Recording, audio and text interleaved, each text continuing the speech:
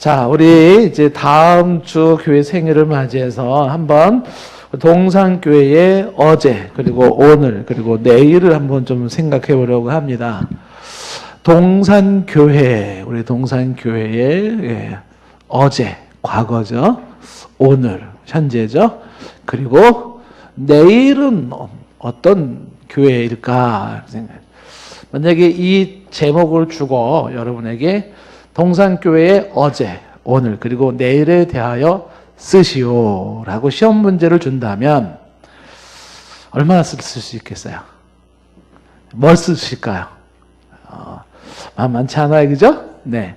자, 우리 동산교회에 대해서 한번 역사적으로 한번 좀 진단을 좀 해보려고 합니다. 그래서 오늘 이야기는 전적인 제 개인적인 이야기이기 때문에 어쩌면 동의가 안 될지도 모르고 좀 너무 황당하다 뭐 이럴지도 모르겠어요. 그런데 또 담임 목사 입장에서 제가 본 동산교회의 과거, 현재, 미래를 한번 좀 이 시간 좀 나누려고 합니다.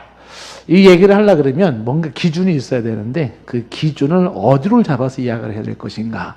그래서 그 기준을 잡기 위해서 거꾸로 이렇게 동산교회의 내일, 그리고 오늘, 그리고 어제, 과거 이렇게 거꾸로 좀 얘기를 하면 좋겠어요. 그래서 첫 번째로 우리 동산교회의 내일, 동산교회의 내일의 모습부터 얘기를 하겠습니다. 동산교회의 미래의 모습을 한번 얘기를 좀 하자. 동산교회의 내일, 미래, 어떤 교회를 꿈꾸고 있는 것인가? 동산교회가 대체 원하는 게 뭐냐? 이렇게 물을 때 동산교회의 미래, 내일, 대체 어떤 교회를 원하는가? 우리 동산교회 사명선언문이라고 하는 거를 제가 만들어서 우리 임직자들, 그 다음에 무슨 직분자들 때마다 제가 가르쳐 주는 게 있습니다만 거기 꼭 나와요. 동산교회 사명선언이다. 그래서 동산교회에서 궁극적으로 지금 꿈꾸는 거는 뭐냐면 그것은 이 땅에 하나님의 나라를 세우는 겁니다. 굉장히 거창하게 나왔어요. 그러니까 우리 교회가 하나님께서 이 땅에 주시고 이 땅에서 우리가 해야 할 가장 궁극적인 건 뭐냐라고 할 때 이 땅에 하나님의 나라를 건설하는 이 일에 우리가 동참하는 것이다. 이렇게 생각할 수가 있습니다. 감이 안 옵니다. 하나님 나라를 세운다는 게 뭡니까? 이 얘기를 할 때 이 하나님의 나라를 이야기할 때는 그쵸? 간단하게 아주 방대한 얘기예요. 이거 사실은. 그러니까 하나님의 통치하심이 하나님의 백성을 통해서 그렇죠? 그 하나님의 영역이 이루어지는 거예요. 그러니까 하나님의 통치가 그의 백성을 통해서 이루어지는 그 현장이 하나님의 나라다. 이렇게. 그러니까 하나님이 다스리시는 그 현장이에요. 그게 가정일 수도 있고 직장일 수도 있고 시행동일 수도 있고 대한민국일 수도 있고 뭐 아프리카일 수도 있을 수도 있고요. 근데 하나님의 통치와 다스림이 이루어지는 이 과정은 누구를 통해서 이루어지냐면 하나님의 백성을 통해서 이루어진다라는 것입니다. 그래서 우리 교회가 우리 인생이 뭐 삶은 얼마나 살지 모르겠지만은 살아있는 동안에 하나님의 나라를 좀 세우자. 이 땅에 하나님 나라를 세우자. 그래서 하나님의 통치, 다스림이 있어서 그의 다스림에 복종하는 사람들. 그래서 여기서 조금 더 이야기를 한다 그러면 그 하나님의 통치가 그의 백성을 통해서 나타난다.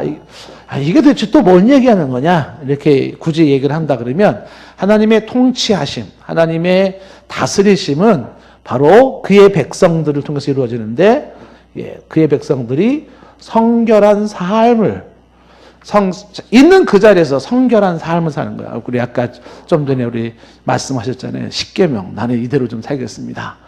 그 있는 곳이 하나님 다스림이 있는 곳이 성결한 삶이 이루어지고 그 다음에 서로를 향하여서 사랑이 서로 간에 사랑이 이루어지는 것이죠. 성결한 삶으로 서로를 사랑하며 그래서 있는 그 자리에서 하나님께 영광을 돌리고 하나님께 예배를 드리는 바로 그것이 바로 하나님의 나라의 한 모습이다. 이렇게 간단하게 쉽게 일단 얘기를 좀 합니다. 동산교회를 통해서 하나님의 나라가 이 땅에 많이 임했으면 좋겠습니다. 예, 그 하나님의 나라는 하나님이 다스리시는데 그의 백성을 통해서 그의 통치가 성결한 삶을 사는 사람들, 서로 사랑하는 삶의 모습들, 그 현장에서 하나님께 영광을 돌리고 오직 주께 영광을 돌리고 하나님을 마음과 뜻과 정성을 다해서 예배하는 그 모습이, 이런 모습들이 확산되어진다면 하나님의 나라가 확산되는 거예요. 궁극적으로. 그래서 그런 나라를 지금 꿈꾸고 있다라는 것입니다. 그런데 그러면 이런 삶이 어떻게 가능할 수 있는가라고 할 때 크게 두 가지를 통해서 이게 가능하다라는 거죠. 첫 번째가 예수 그리스도의 이름으로 영혼을 구원시켜야 되고, 두 번째가 예수 그리스도의 이름으로 그 영혼이 양육되어지면 돼요. 이게 두 가지예요. 그래서 우리 교회는 영혼을 구원하는 교회, 영혼을 양육하는 교회. 그러면 영혼을 구원한다는 것은 뭐겠어요? 구체적으로 얘기했을 때 예수 그리스도를 통하여서 심령들이 거듭남이 있어야 돼요. 중생, 거듭남. 하나님의 자녀로 신분이 바뀌어져야 돼요. 중생이 되어야 돼요. 그러니까 거듭남이라고 하는 이 중생의 작업이 영혼 구원에서 첫 번째로 이루어져야 된다. 예수 그리스도의 십자가의 사건이 인격적으로 만나서 그 예수님이 나의 예수님이 되어져서 그 예수님의 십자가의 공로로 해놓으신 하나님의 의가 나를, 신분을 바꿔놔야 돼. 신분을. 죽음과 저주 아래에 있는 이 신분에서 예수 그리스도로 인한 새 생명으로 다시 태어나야 돼. 예수 밖에 있을 때는 죽은 생명이었는데 예수님 안에서 예수님을 통하여 부활의 생명인 새 생명을 가져야 돼요. 이 작업이 1차적으로 일어나야 되는 것이다. 영혼의 그러한 중생 새 생명, 이 작업이 있을 때 하나님 나라를 세워나가는 첫 번째 작업이에요. 하나님의 백성으로 태어나야 돼요. 하나님의 자녀로 태어나는 일부터 해야 된다. 그리고 그렇게 태어난 사람들은 여기서 응애 하나님의 아기로 태어난 사람은 여기서 끝? 이게 끝이 아니에요. 이 사람들은 어떻게 돼요? 무럭무럭 자라야 돼요. 무럭무럭 성숙한 신자를 자라야 되는데 그 영혼에 잘 자랄 수 있도록 우유를 줘야 되고 훈련을 시켜야 되고 교육을 시켜야 되고 다양한 모습으로 양육을 해줘야 돼. 그 양육을 해줘서 이 사람들이 무럭무럭 제대로 잘 자랐네요. 하나님의 백성으로 자녀로 태어났는데 하나님 자녀답게 참 잘 컸습니다. 성인이 됐네요. 어른이 됐네요. 라는 그 모습이 바로 영혼 양육의 모습이 뭐냐면 제자가 된 모습이에요. 예수님의 제자.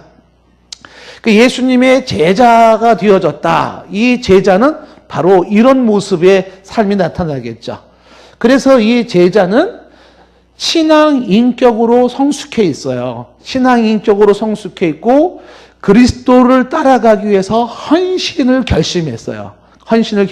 그래서 내가 있는 그 자리에 그리스도의 계절이 오기를 원하고 내가 있는 그 자리에 하나님의 나라가 임하기를 원해요. 성숙한 신앙 인격으로 쭉 커 있어요. 신앙 인격이. 그러면서 주 앞에 헌신되었는데 주를 따르기 위해서 배와 그물을 버렸어요. 내 모든 것을 2차적인 거로 내려놓았어요. 그리고 주를 따라가는 걸 기뻐해요. 그러면서 그 주님을 따라가는 그 삶에서 주님의 명령대로 주님의 나라가 내가 있는 그 자리에 바로 이와 같은 하나님의 나라가 이루어지기를 원하는 사람들, 그런 사람들이 바로 양육이 된 제자의 모습이죠. 그러니까 이런 사람들은 양육이 됐기 때문에 제자로서 주님을 따라가는, 그 주님을 따라가면서 제2, 제3의 또 다른 영혼들을 낳는 거죠. 예수 믿는 중생시키는 사람들을 낳고 그 태어난 또 중생된 사람들이 똑같이 나와 같이 주를 따르기 위하여 신앙인격으로 성숙되어져서 주 앞에 헌신을 결심해야 돼. 주를 따라가기 위해서는 헌신이 결단되어지지 않고는 주님을 못 따라가요. 배와 그물을 기꺼이 버릴 수 있는 용기가 없이는 제자가 안 되거든요. 제자로서 그렇게 따라갈 때 그래갈 때 주께서 내 삶을 책임지신다는 게 어떤 건지, 주님이 공급하신다는 게 어떤 건지, 주님이 삶을 인도한다는 게 어떤 건지, 내 삶에서 주님이 일하시고 역사하신다는 게 어떤 건지가 비로소 경험되어질 수 있는 거예요. 제자의 삶에서. 그 제자의 삶을 살지 않고는 주님의 공급하심, 주님의 인도하심, 주님의 역사하심, 주님의 일하심은 그건 먼 얘기, 이론적인 얘기에 불과한 거죠. 그래서 우리가 무럭무럭 부지런히 훈련받고 교육받아서 제자로 커져야 된다. 여기 얘기의 요지는 하나야. 하나님의 나라를 세우는 동산교회, 이렇게 생각해 볼 수가 있어요. 그렇다 그러면 이런 하나님의 나라를 세우기 위해서 어디에서, 그것은 가정에서, 시흥동에서, 금천구에서, 서울시에서, 광명에서, 경기도에서, 대한민국에서, 전 세계에서 이 땅에 그렇죠? 하나님의 나라, 이 땅의 모든 백성들이 하나님의 나라를 세워가는 이 일에 동산교회가 쓰여지기를 원한다는 것이. 먼 이야기일 수도 있고요. 너무 뜬구름 잡는 이야기일지도 모르겠지만 궁극적으로 우리는 이 꿈을 가지고 있는 거란 말이죠. 우리는 이런 교회를 한번 만들었으면 좋겠다. 자, 그러면 아직도 좀 더 먼 얘기 같지만 이런 것들은 어떻게 가능할 수 있겠는가라고 할 때, 이런 것들이 가능할 수 있기 위해서 제가 이제 이건 어디까지 제 생각을 하고 얘기를 했기 때문에 여러분들이 좀처럼 이렇게 피부로 와닿지 않을지도 몰라요. 근데 어쨌든 오늘은 제가 얘기하는 거니까 그냥 이렇게 쭉 들으시면 되는 것이고, 나중에 의견이 있으면은 저한테 의견을 주시면 좋겠어요. 자, 이 땅의 5대양 6대주, 지금 내가 발을 딛고 있는 이 현장에서부터 5대양 6대주에 내 이웃집, 내 가족에서부터 저 아프리카, 남미, 북미 이르기까지 모든 백성들 있는 그 자리에 영혼이 구원되어지고 영혼이 양육된, 그래서 그 자리에 그리스도의 계절인 하나님의 나라를 세우는 일에 우리 교회가 미래에 한 몫을 하자. 지금도 우리가 미약하지만 감당하지만 이 몫을 힘있게 좀 감당했으면 좋겠다. 그래서 제가 생각했을 때 이런 거를 효과적으로 이루기 위해서 동산교회는 뭐가 필요하냐면, 동산교회에 필요한 것, 이런 일들을 감당하기 위해서는 동산교회가 뭐가 필요할까? 필요한 게 몇 가지를 한번 제가 미래의 모습으로서 얘기를 하는 거예요. 첫 번째는 뭐가 필요하냐면, 교회, 전문 교회 교육기관이 필요하다 하는 거예요. 전문 교회 교육기관이 필요하다. 이것이 이제 첫 번째에 필요한 거예요. 이 전문적인 교회 교육기관이 필요하다라고 하는 이 내용은 뭐냐면, 제가 이게 지금 시간이 굉장히 짧아서 이게 지금 많은 얘기를 좀 하고 싶은 부분이에요. 교회 교육을 살려야 되는데, 이거를 우리 교회뿐만 아니라 어떤 교회가 해도 상관은 없어요. 그런데 우리 교회가 이 일에 좀 했으면 좋겠다. 그 교회의 전문 교회 교육기관이라고 한다 그러면은 더 구체적으로 얘기할 때, 목회가 있는 신학 기관이고, 신학이 있는 목회 기관이에요. 이건 이제 설명이 좀 많이 필요할 수 있는데, 목회라고 하는 현장과 신학이라는 이론이 같이 있는 전문 교육기관을 세워야 된다라는 것이죠. 왜 이 전문 교육기관에 대한 얘기를 하냐 하면, 교회를 통해서 우리가 지금 하나님의 사명을 가지고 있는 게 뭐냐면, 하나님의 진리, 그 기독교의 진리, 하나님의 진리를, 기독교의 진리, 하나님의 이 진리를, 그 진리를 교회가 수호해야 돼요. 그 진리를 교회가 변호하고 변증해야 돼요. 그 교회가 그 교회 하나님의 진리를 어떻게 될까요? 그거를 전파해야 돼요. 하나님의 진리는 뭘까요? 뭐가 구원일까요? 하나님은 누굴까요? 교회는 무엇인가? 종말은 뭐냐? 인간이란 뭐냐? 수도 없는 교회의 기독교 진리가 계속 연구되어지면서 그거를 교회가 수호해야 되고, 그것을 교회가 변증해야 돼. 수많은 이단적인 질문과 세속적인 질문에 대해서 변호하고 증명해야 돼. 변호하고 증명하고, 그 다음에 그 진리를 전파하려고 그러면 전문 교육기관이 있어줘야 된다. 그래야지만이 제대로 된 하나님 나라 건설을 할 수가 있다. 이게 이제 우리가 미래에 꿈꾸고 있는 하나의 모습인 것이죠.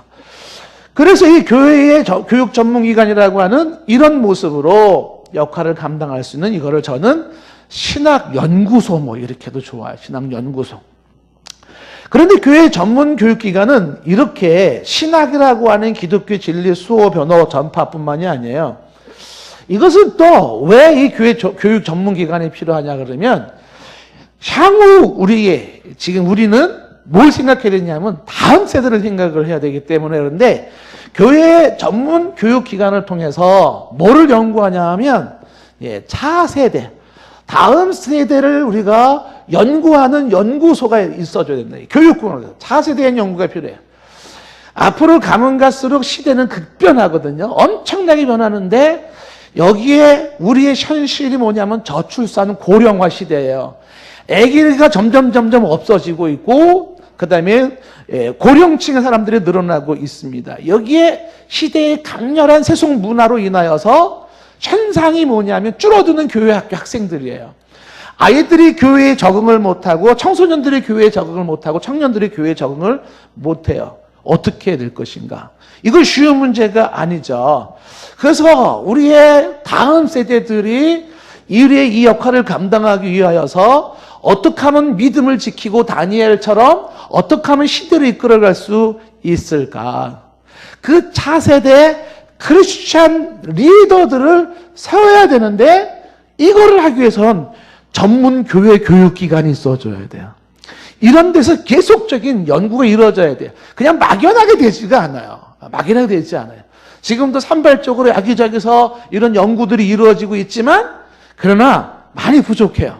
우리는 우리 교회로서 이런 걸 전문적으로 연구하는 그런 교회가 있어서 요즘에 청소년들의 트렌드를 읽고 시대적 트렌드를 읽고 신학의 진수를 읽고 이걸 어떻게 현장에 맞게끔 교육을 시킬 것인지 제가 굉장히 강조하고 중요하게 생각하는 게 뭐냐면 모든 일들은 제가 우리 부교육자들한테 많이 얘기해요. 전략적으로 접근하라는 거예요. 이거 선교학에서 굉장히 중요하게 강조하는 건데 이 군사적으로 얘기한다 그러면요 무조건 실탄 주고서 총만 쏴 타겟도 보지도 않고 총만 쏜다고 전쟁 이기는 게 아니에요. 전략적으로 적군의 실태가 어떠한지 우리 아군의 실태가 어떠한지 해서 연구를 해야 돼요. 지형이 어떠한지 은폐물이 뭐가 있는지 우리가 가지고 있는 실탄이 뭔지 적의 약점이 뭔지를 파악해서 전략적으로 접근해가지고서 한 방을 빵빵빵빵 이겨야 돼요. 우리 교회 사역이라고 하는 것도 그냥 되지는 않아요. 전략적으로 해야 되는데 이 전략적이라고 하는 것은 어느 한 기관에서 만들어 놓은 것 가지고 모든 교회가 다 써먹을 수 있지 않아요. 왜냐 그러면 현장이 달라. 현장이. 그렇기 때문에 우리 교회는 우리 교회의 현장에 맞는 전략을 짜야 되는 거예요. 근데 그 전략은 쉽지가 않죠. 보통 사람 못 짭니다. 예를 들어서 우리 교사들이 내가 6학년 담임을 하고 있다. 그럼 6학년 담임은 어떻게 해요? 전략적으로 해야 되는 거예요. 근데 그거를 6학년 담임이 짤까요? 어떤 전략으로 접근해서 6학년 아이들을 제대로 주님의 제자를 만들 것인가? 잘 몰라요. 그런 것들을 도와줘야 돼요. 그런 것들은 교회 전문 교육기관에서 계속적으로 도와줘야 된다는 거예요.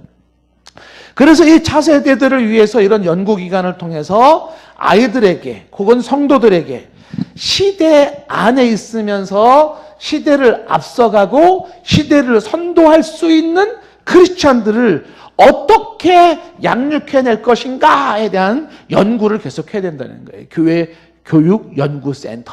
이게 지금 이제 우리 교회에 필요한 미래의 모습이에요.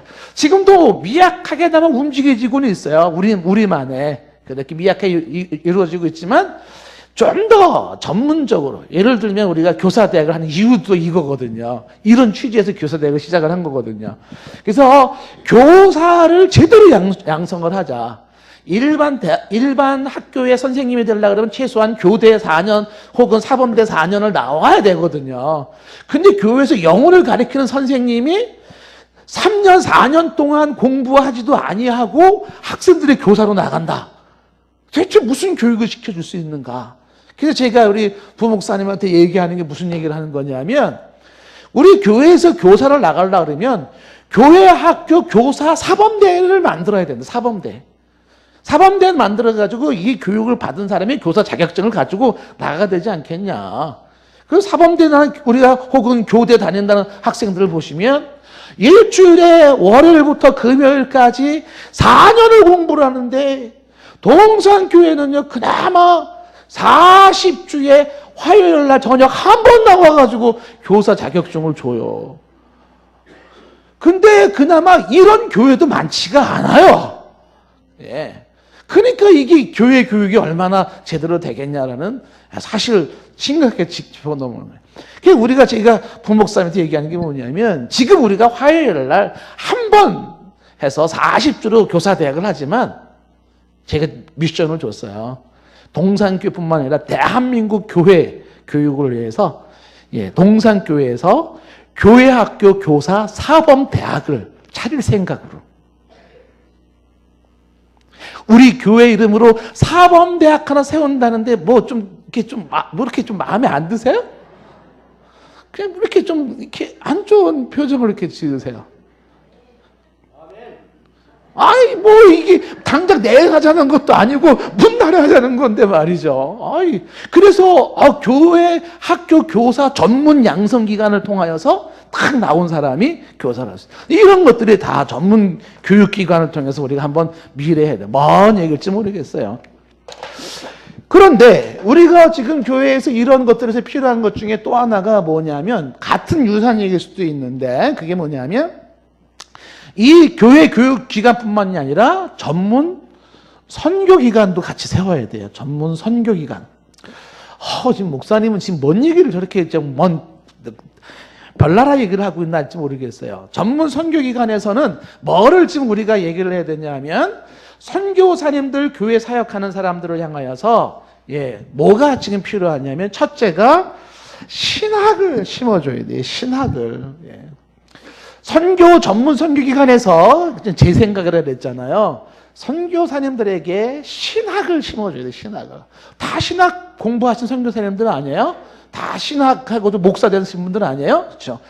이거는요, 다 선교지뿐만이 아니에요. 오늘날 목사님들 저는 마찬가지라 그래요. 이게 제가 이제 교단에서도 자꾸 이제 신학 얘기를 하거든요. 이 신학을 무장을 해야 된다. 신학으로. 그러면 동의하시는 분들이 그리 많지 않아요. 저는 그 동의 안 하시는 분들 보면은 사실 개인적으로 좀 가슴이 좀 아픕니다. 신학은 무슨 뭐 얼어 죽을 놈 뭐 신학이 뭐 없어. 신학이 없어가지고 뭐 안 되냐. 신학. 얼어 죽을 놈의 신학이 아니에요. 이 신학을 강조하는 것은 왜 그런 거냐 하면 지금 선교 현장에서 나타나는 혹은 목회 현장에서 나타나고 있는 최대 최고의 안타까움이 뭐냐면 신학이 없어요. 신학 부재, 신학 혼돈으로 인한 선교 공백이 생겨요. 그래서 어중이 떠중이들이 막 다 그게 복음이라고, 그게 하나님이라고, 그게 구원이라고 그러다 보면 얼마의 시간이 지나면요 뭐 2단 3단 막 나오고 뭐 혼란이 주어지는 거예요. 그래서 신학 부재 현상, 신학 혼돈의 시대에 살고 있어서 선교 전문기관에서 선교사들을 향해서 신학적 지원을 해줘야 되는 것이 모습이고, 그런데 이것과 함께 전문 선교기관에서 해야 되는 것이 또 뭐냐 하면 선교 현장에 대한 연구를 해야 돼요. 이건 문화인류학적인 접근인데 현장이 어떤 현장이냐에 대한 아주 분석적인 모습을 가지고 있어야지만이 전략적 접근을 할 수가 있어요. 사역의 현장은 제가 누누이 강조하는 게 뭐냐면 전 세계 모든 사역의 현장은 유일한 거예요. 똑같은 현장은 하나도 없어요. 2000년 역사 속에 전 세계 속에서 우리가 복음 사역의 현장이 똑같은 현장은 한 번도 안 나왔어요. 그건 뭐냐면 이게 다르든 저게 다르든 뭐 인종에 다르든 교육 수준이 다르든 경제 수준이 다르든 뭐 성격이 다르든 IQ가 다르든 뭐가 달라도 달라요. 뭐 연령대가 다르든 문화가 다르든 다른 그 현장에 맞는 맞춤형 선교가 이루어져야 돼요. 맞춤형 선교. Felt need라고 해서 이거는 지금 전문 용어로 수용자 중심의 선교가 이루어져요. 수용자 중심.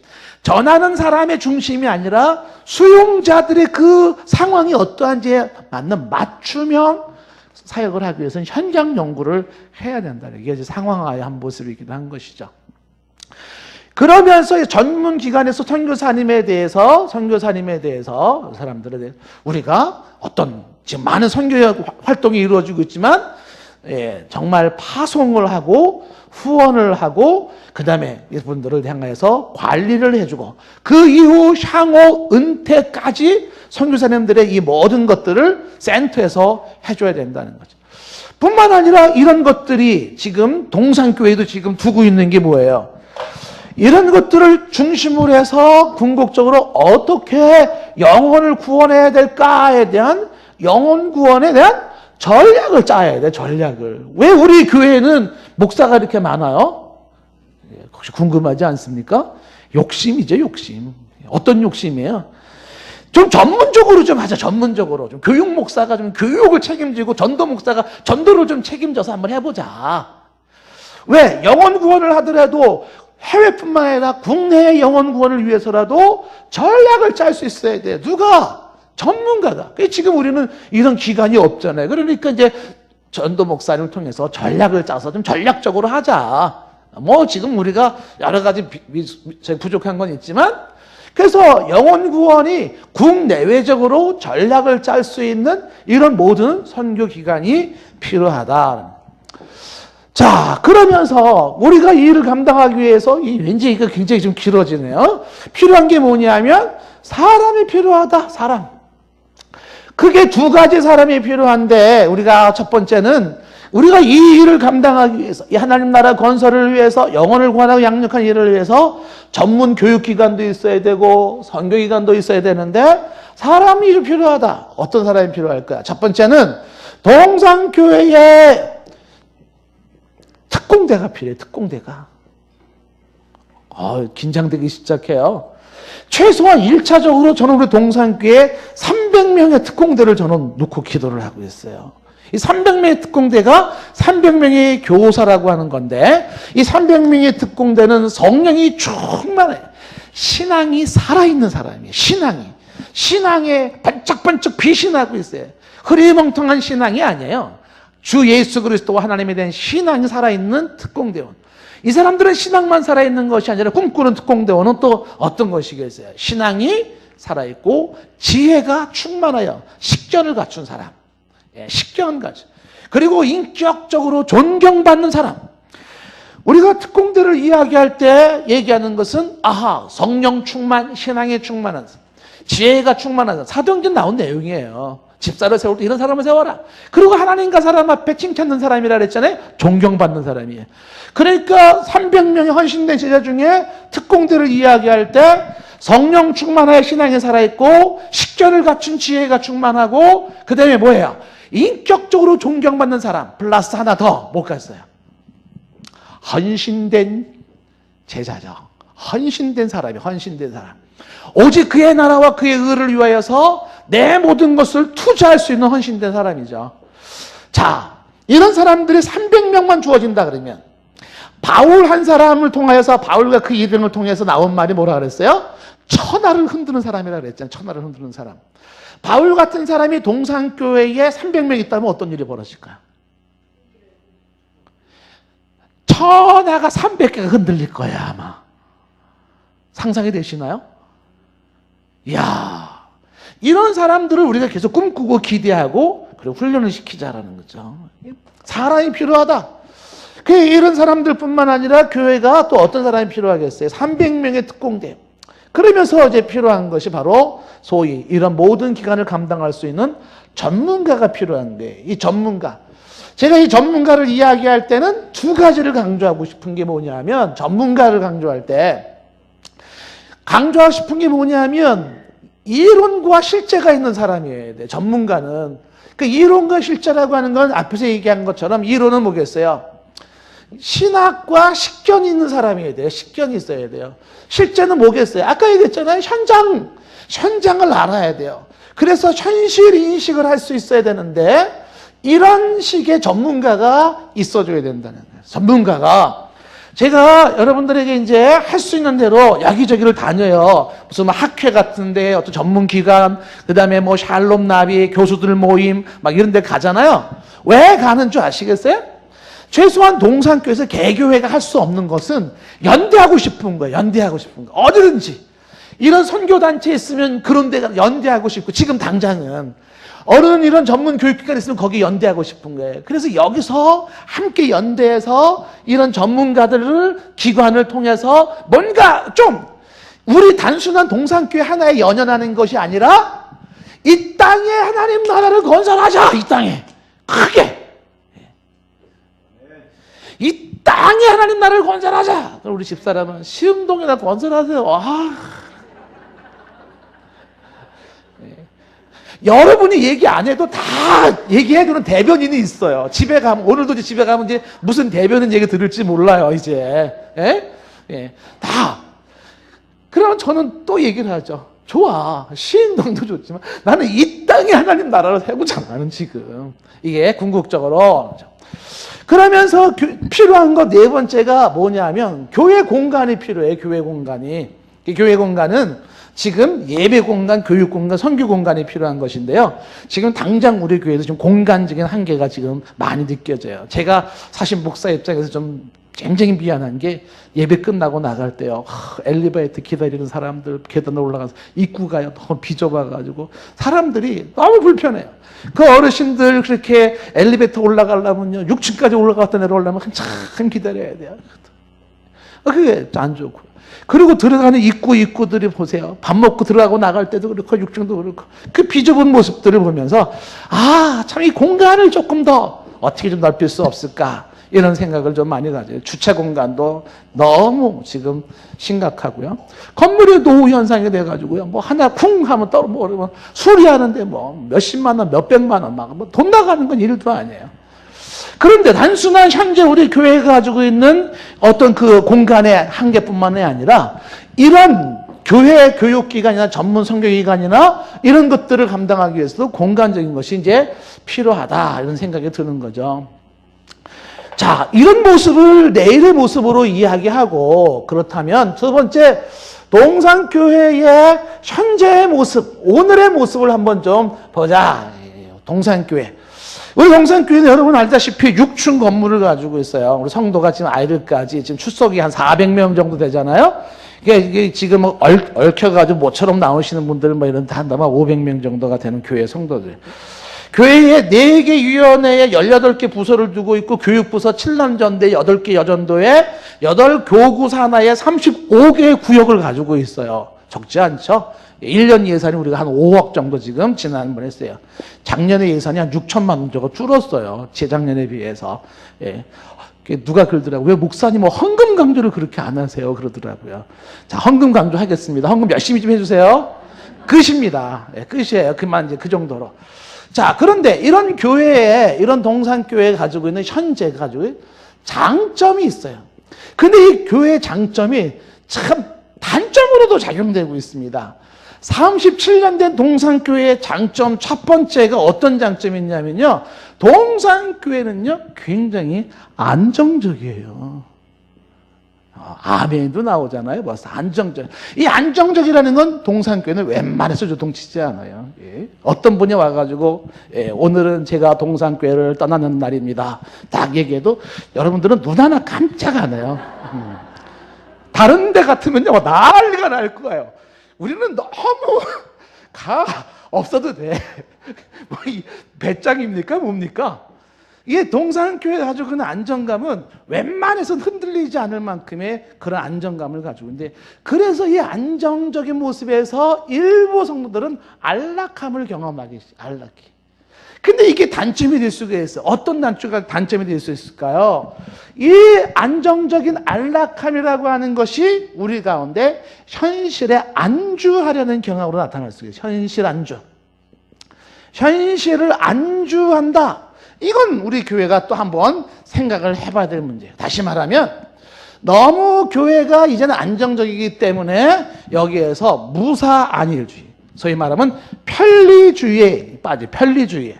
그 편리주의에 빠져 있어가지고서 이것 때문에 안 나오네. 편리주의에 빠져 있어가지고 도전 정신이 없어요. 도전 정신이. 저는 이걸 걱정하기도 해요. 심할 정도는 아니지만 너무 편리주의에 빠져서 도전하는 거 싫고 그저 여기 안주하려고 하는 이런 모습들은 교회가 가지고 있는 오늘날의 진단에서 생각해 볼 문제가 있다. 두 번째 교회의 장점이 뭐냐면 교회는 우리 동산교회는 굉장히 신앙적이에요. 말씀 중심이고 그다음에 복음 중심이고 근본주의의 신앙이 살아있습니다. 이것도 다 아멘 딱 나오지 않습니까? 좋은 거예요. 그런데 이 교회의 신앙적이라고 하는 것이 이게 단점으로도 작용할 수가 있어요. 그 신앙적이라는 모습이 뭐냐면 어떤 게 단점이 될 수 있을까요? 두 번째가 이게 타성에 젖었어요. 타성적일 수가 있다는 거예요. 그 타성적인 것은 뭐냐면 신앙생활이 37년 되면서 의식화돼요. 제가 늘 걱정하는 것이 화석화되기 시작해요. 이거 안 돼요. 구태의연한 신앙 안 돼요. 형식에 치우친 신앙 안 돼요. 신앙이라고 하는 것은 약동하고 꿈틀대고 감동하고 충만하고 의욕적이고 가만히 있지 못하는 뭔가요? 그런 게 움직여져요. 다이나믹함이 있어야 되는데 그런데 아주 신앙적이다라고 하는 게 다른 말로 37년 동안에 우리는 이러한 신앙 패턴 이런 교회 생활에 익숙해 있어요. 기도는 다 그렇게 하는 거 아닌가 배. 봉사는 다 그렇게 하는 거 아닌가 배. 이런 것들이 하나의 문제가 될 수 있다. 같은 맥락에서 동산교회의 장점이라고 할 수 있는 게 교회는 굉장히 전통성을 가지고 전통적입니다. 이 전통적이라는 건 좋은 의미가 뭐냐면 동산교회는 서서히 역사성이 있다는 거예요. 그 역사성이라고 하는 거는 다른 말로 말하면 교회의 저력이에요. 교회가 이런 역사 속에서 뿌리를 받고 저력이 있다. 그런데 이런 전통적이라는 것이 바로 어떤 약점이 될 수 있을까요? 그건 구습에 묶이는 거예요. 구습에 묶여요. 옛날 것에 묶여지는 것이 단점일 수 있다라고 하는 것이죠. 이 심각한 것은 이 구습에 묶이는 것에 심각한 게 뭐냐면 심각한 거는 사고가 경직되는 거예요. 사고의 경직이라는 건 생각이 경직되어 있어요. 굳어진 사고. 그래서 이 굳어진 사고를 가지고 있는 이 구습에 익숙해져 있으면 뭐가 제일 큰 약점이 뭐겠어요? 여기서 나오는 게 창의적인 전략적인 접근이 안 나옵니다. 소위 말하면 창의성이 안 나오게 되어 있어요. 변화를 못 줘요. 창의적인 아이디어가 지금 시대에 2017년 시대에 지금 달라진 상황에 맞는 창의적인 접근을 해야 돼요. 전략적으로 접근해야 돼요. 근데 사고가 굳어지면 안 돼요. 맨날 그런 방식으로 그대로 해야 되는 거예요. 우양우좌양자가 안 되는 거예요. 이건 또 우리의 한번 생각해 볼 수 있는 심각한 문제일 수가 있다라고 하는 것이죠. 과거에 묶여서 그래서 익숙해져 있는 우리들의 모습 속에서 그런 모습 속에서 우리는 축축 처져가는 모습 그리고 뭔가 시대는 팍팍팍팍 앞서가는데 우리는 현재 자꾸만 머물거나 뒤로 처진 그래서 이런 느낌을 가지면 안 돼요. 젊은 층들한테서 이런 소리를 들으면 안 돼요. 어떤 소리? 꽉 막혔어. 꽉 막혔어. 혹은 너무 느려. 이런 얘기. 이거는 변화에 향한 부적응 현상이에요. 젊은이들을 우리가 교회에서 어떻게 잡을 것인가 고민해야 되는 시점에서 오늘날의 젊은이들은 스피드거든요. 팍팍팍팍 나가야 되는데 젊은이들의 부적응 현상이 나타나는 교회, 좋은 교회예요? 이걸 생각을 해봐야 되는 거야. 그러면 어르신들은 어허 그대로 따라해. 젊은이들은 그냥 막 예수 믿는 것은 막 하고 싶어요. 어허 예수 믿는 것은 방정맞게 예수 이게 뭐야? 부적응 현상이 나타나겠죠. 이러면은 젊은이들이 거기는 우리가 있을 곳은 아닌데 거기는 죄송하지만 경로당 교회로 쓰시면 좋을 것 같아. 이렇게 되면 안 되는 거지. 우리 지금 교회가 어르신들이 좀 많은 편이잖아요. 그래서 이거 한편으로는 그게 역사와 전통이 좋은 점일 수도 있는데 또 그 약점이 있을 수 있겠구나 이런 생각을 해봐야 돼요. 그러면서 이게 지금 얘기가 설교 오늘 언제 끝날지 모르겠는데 빨리 끝내야 되는데, 그러면서 동산교회의 장점 중에 하나가 뭐냐면, 우리는요 동산교회 다닌 지 몇 년 됐어요? 제가요 지금 10년 됐어요. 명함도 못 내밀어요. 우리 교회에서는요 최소한 20년 이상이 되면 조금, 제가 초신자라서 30년 정도 돼야죠. 제가 조금, 이게요 동산교회 그 이런 장점이, 그건 뭘 말하는 거냐면 성도들이 그런 오랜 세월 속에서 성도 간이 갖는 결속력이 있어요. 결속력. 그래서 성도들의 그 깊은 우정, 너와 나의 20년 지기 30년 지기 이 끈끈한 우정에 반말하는 거지. 야 영수가 이러지 마 봐봐. 너 뭐 했니? 김 집사님 김고은 사님도 아니야. 그래서 자식 이게 어딨어. 옛날에 코 찔찔 흘리고 말이야. 고추 내놓고 다닐 때가 엊그제인데 지금은 애아버지예요. 왜? 그건 결속력으로 그만큼 친해진 것이고 끈끈한 사랑이 있어요. 그래서 여기에 또 우리는 시골스러움의 한몫을 감당해가지고서요, 시골스러움이, 그 투박한 그 시골스러움이 순수함으로 나타나기도 해요. 장점이에요, 장점. 그런데 이 장점이 또 단점이 될 수가 있어요. 어떤 단점이 될 수가 있을까요? 이것이 배타적 보호주의. 얘기가 어려워지네요.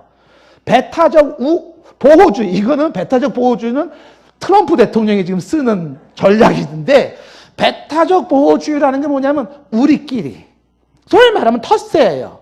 그리고 오래된 사람들이 결속력에 의해서 그 의도하진 않았지만 그 끼리끼리의 텃세 현상이 나타나가지고요, 거기에 사람들이 들어오지를 못해요. 보이지 않는 투명막에 가려져 있어요. 지금 여기 새로 오신 분들 이런 거 보았을 때 난 이 동산교회 껴들어갈 데가 없어. 너무 옛날 분들이 다 이렇게 막혀 있어. 이렇게 느껴지거들라? 그러려니 이렇게. 우리 기존의 성도들 오래되신 분들이 일부러 그러지 않아요. 우리 국태호 장로님 몇 년째세요 지금? 장로님 막 은퇴기가 나올 만큼 오래되셨잖아요. 근데도 국태호 장로님이 동산교회 텃세가 느껴진다는 거예요. 요즘도 느껴지나요?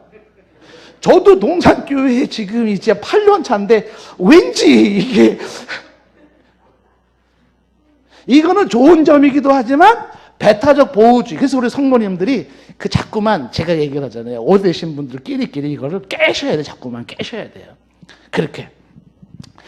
자, 그래서 이 배타적 이 보호주의가 가지고 있는 그런 약점이 있을 수가 있다. 그러면서 이 배타적 보호주의 중에 한 가지 나타나는 게 뭐냐 하면 그것이 기득권이에요. 기득권. 그 기득권이라는 게 무슨 얘기겠어요? 기득권은 그동안 지켜온 내 자리를 빼앗기고 싶지 않은 거예요. 이 자리를 지키고 싶은 거죠.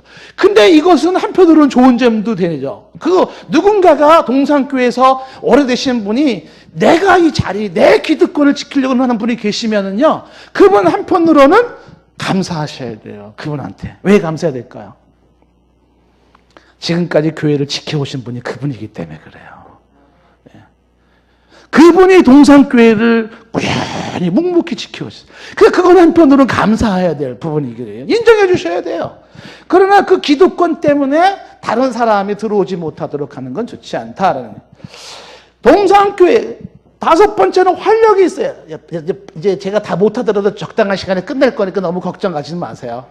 동산교회 활력이 느껴져요. 느껴집니까? 다양한 프로그램이 막 생기잖아요. 막 베이비스쿨, 독서, 막 성경 공부, 막 애들 막 성경학교, 막 다양한 프로그램이 활기를 느껴지고 각 부서가 막 움직여지고 그래. 이런 모습 보면 교회는, 동산교회는 최소한 잠든 교회는 아니다. 동산교회는 최소한 죽은 교회는 아니다라고 하는 것이죠.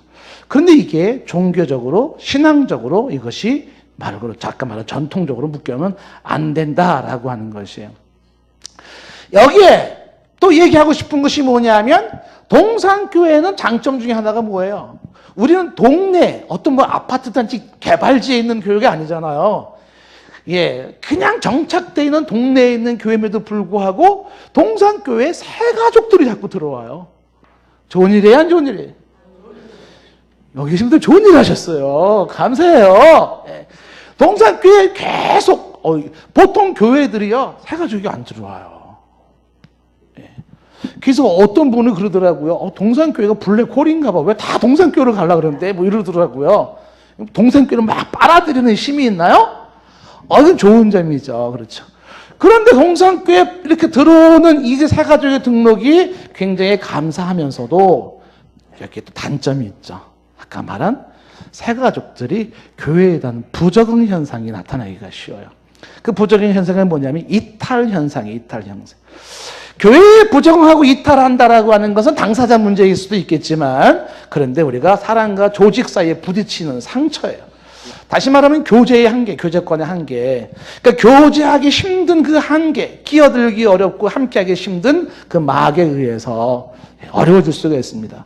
좀 더 마음을 열고 좀 더 받아주고 함께 어울릴 수 있는 성숙한 교제가 이루어져야 되는데, 제가 얘기를 아주 적나라하게 막 하잖아요. 그렇죠? 듣는 분들 중에는 기분 나쁠 수도 있을지 모르겠지만, 근데 이게 다 우리가 지금 현재 생각해 봐야 될 모습이다라는 것이죠. 그래서 교회가 이런 모습 속에서 지금 서서히 교회가 굳어져 가고 노령화되고 고령화되는 부분들은 안타깝습니다. 자, 우리 이제 이 동산교회 현재가 더 얘기를 좀 해야 돼. 얘기를 좀 더 해야 되고, 근데 이거를 다시 이제 동산교회의 과거를 비춰봤을 때, 과거는 어땠는데 지금은 어떤지 또 비교해 보면요, 과거에 좋았던 점 그리고 지금의 아쉬운 점들이 또 나타날 수가 있어요. 이런 것들을 다각적으로 지금 이야기해야 되는 것은 이런 모든 것 외에 지금 우리가 동산교회에서 가지고 있는 평가가, 지역적인 평가부터 담임 목사 평가도 하셔야 될 거예요. 담임 목사는 잘하고 있냐, 이 평가를 하셔야 될 겁니다. 저도 저를 스스로가 반성을 하고 돌아봐야 되죠. 그러면서 제가 여러분에게 얘기하는 것이 뭐냐면, 그냥 간단하게 끝냅시다. 동산교회의 지난 날에는요, 어르신들이 우리 원로 목사님 사모님 중심으로 장로님 권사님들에게 감사를 해야 돼요. 30년간 동산교회 기초를 닦아 놓으셨어요. 너무 훌륭한 일을 하신 거예요. 그래서 그 기초를 닦아 놓으시고 오늘의 이 교회를 이렇게 건축하시기까지 큰 일을 하셨어요. 그래서 우리는 1세대이신 우리 동산교회 어르신들의 과거의 헌신, 그분들 가졌던 헌신 있잖아요. 우리 목사님, 사모님, 장로님들, 권사님들의 헌신은 높이 평가를 해줘야 되고, 그 헌신은 좋은 전통으로 계속 이어져야 돼요. 그래서 이 좋은 전통 속에서 변함없이 또 자리를 지켜주신 여러분들 감사해야 돼요. 정말 감사해요. 끝까지 교회를 지켜주신 그 모습은 박수받아 마땅해. 만약에 우리 교회에서 3대, 4대가 계속 교회에 봉사하신 분이 있다면 높이 사셔야 돼요. 100년 된 교회 어느 교회는 3대가 그 교회에 충성하시는 분들도 있고 막 그런데 참 보기 좋은 거죠. 끊임없이 그렇게. 그러면서 이 동산교회가 과거랑 현재랑 달라진 게 하나가 있죠. 과거는 동산교회, 아시잖아요. 시흥동이 얼마나 낙후된 동네였는지. 그때 여기 저기 복개천 하기 전에, 그리고 저기 판자촌, 저는 그때 안 살아봐도 다 알아요. 그때 박영미 권사님, 그때 왜 옛날에 저 산 밑에 그 사람들 막 앉아가지고 막 라면 끓여 기억나시죠? 아이고 세상에. 저는 안 살아봐도 다 알아요. 많이 낙후돼 있어요. 20m 도로에, 아이고, 젊음의 광장, 거기가 옛날에 여인천하 자리잖아요. 그 여인천하 없으려고 기도하고 말이죠. 꽃미시, 세월, 다 외웠어, 지금 그냥 동네. 그게 다, 그런 게 바뀌어져 가고 그런지. 낙후된 서울에서도 변두리 같은 곳에서 생활 수준이 서서히 바뀌어져 가고, 위상시설, 술집 같은 거, 결손가정 이런 것들 바뀌어지고 해서 이 바뀐 건 옛날과 지금과 달라진 부분이에요. 거기에 맞는 모습이 필요하죠. 저는 우리 동산교회에 5가지, 현재 목사로 5가지 역점을 두고 있어요. 전도하는 교회, 전도를 살리자. 국내에 국외에 전도 영혼을 살리는 교회가 되게 하자. 어떻게 하면 동산교회를 사랑 있는 교제가 있는 교회를 만들 것인가 고민을 하고 있어요. 사랑이 흐르는 교회가 되게 하자. 분위기 좋은 교회 좀 만들어보자. 아멘 하든 말든지, 주여 분위기 좋은 교회, 사랑이 흐르는 교회가 되게 하시. 잘 배우고 잘 가르치는 교회가 됐으면 좋겠습니다. 아멘 할 때까지 주여 잘 배우고 잘 기르는 교회가 됐으면, 말도 안 나와 지금 제가 막. 그리고 성숙한 이 봉사와 섬김이 있는 교회, 은혜로운 예배, 살아있는 예배를 드리는 그런 교회, 명문 교회를 만들어보자, 명문 성도를 만들어보자, 이 땅에 하나님 나라를 건설하는 내 한 목소리는 교회가 되어보자. 끝입니다. 끝이에요. 자, 우리는 주의 백성이오니 우리 찬양같이 부르겠어요.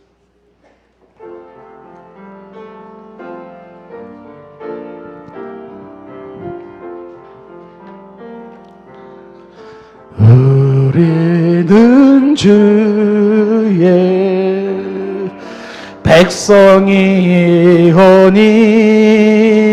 백성이오니 주의 그 큰 이름 선포합니다. 이곳 어두운 세상에 빛으로 부르셨네. 주의 얼굴 구할 때 역사하소서. 교회를 세우시고 이 땅 고쳐주소서. 교회를 세우시고 이 땅 고쳐주소서. 주님 나라 임하시고 주 뜻 이루어지이다. 주님 나라